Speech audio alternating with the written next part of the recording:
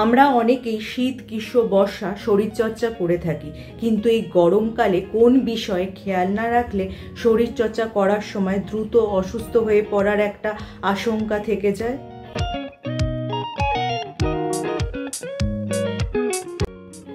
Hello friends, welcome back to my channel. আমার সব বন্ধুরা কেমন আছো? নিশ্চয়ই সুস্থ আছো এবং ভালো আছো। আজকে যে ভিডিওটা নিয়ে আমি উপস্থিত হয়েছি সেটা কিন্তু এই গরমকালে খুবই উপযোগী ভিডিও বলা যায়। গরমকাল হলেও আমরা অনেকেই কিন্তু শরীরচর্চা করতে পছন্দ করি। শরীরচর্চা না করলে কিন্তু সেটা একদমই স্বাস্থ্যকর নয়। তাই শরীরচর্চা করার সময় কিন্তু কিছু জিনিস খেয়াল রাখতে হবে এই গরমকালে, না হলে বেশি গরমে শরীরচর্চা করার সময় অসুস্থ হয়ে পড়ার একটা আশঙ্কা থেকে যায়। এই গরমকালে কিন্তু শরীরচর্চা করা খুবই কষ্টকর, কারণ প্রচুর ঘাম হয় বা ডিহাইড্রেশন হওয়ারও একটা আশঙ্কা থেকে যায়। কিন্তু কিছু বিষয় মাথায় রাখলে কিন্তু এই সব সমস্যা থেকে সহজেই রেহাই পাওয়া সম্ভব। কি সেই বিষয়গুলি চলো জেনে নিই। এই গরমকালে কিন্তু শরীরচর্চায় ফাঁকি নয়, কিন্তু কিছু বিষয় তোমাদের খেয়াল রাখতে হবে। প্রথমেই বলবো, যারা নিয়মিতভাবে হাঁটতে বেরো সকালে বা জগিংয়ে বেরো বা দৌড়াও, তাদের ক্ষেত্রে কিন্তু অবশ্যই ভোরবেলার দিকে বেরোতে হবে।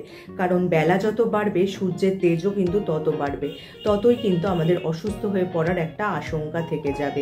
তাই এই গরমের মরশুমে যতটা সম্ভব ভোরের দিকে শরীরচর্চা করাই ভালো। এই গরমকালে তোমরা জিমে গিয়ে শরীরচর্চা করতে পারো, কিন্তু নিজের শারীরিক ক্ষমতার বাইরে গিয়ে কিন্তু কোনো ওয়ার্কআউট তোমরা করবে না। নতুন কোনো ওয়ার্কআউট শুরু করতে হলে অবশ্যই ট্রেনারের পরামর্শ নিয়ে নেবে।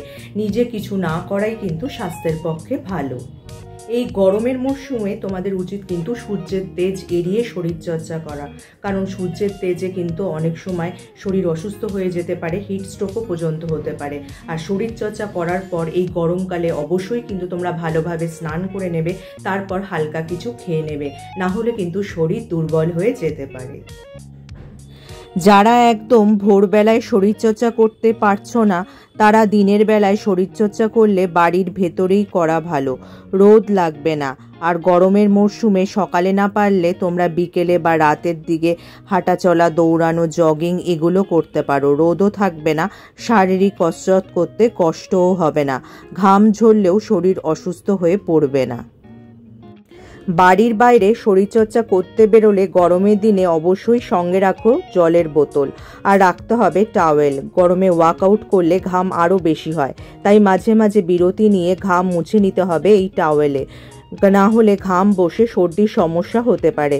গরমকালে শরীরচর্চার মাঝে বিরতি নিয়ে অল্প অল্প করে জল খাওয়া খুবই জরুরি, না হলে শরীরে ডিহাইড্রেশনের সমস্যা হতে পারে। এই গরমকালে শরীরচর্চা করার আগে তোমরা অবশ্যই হালকা কিছু খেয়ে নেবে, কারণ এই গরমকালে খালি পেটে এক্সারসাইজ করা কিন্তু একদমই উচিত নয়।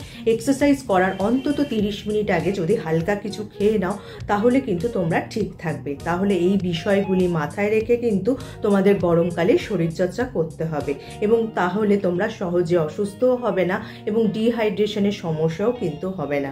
আজকে যদি ভিডিওটা তোমাদের কাজের মনে হয় বা তোমাদের উপকারে আসে, লাইক আর শেয়ার করে দিতে একদমই ভুলো না।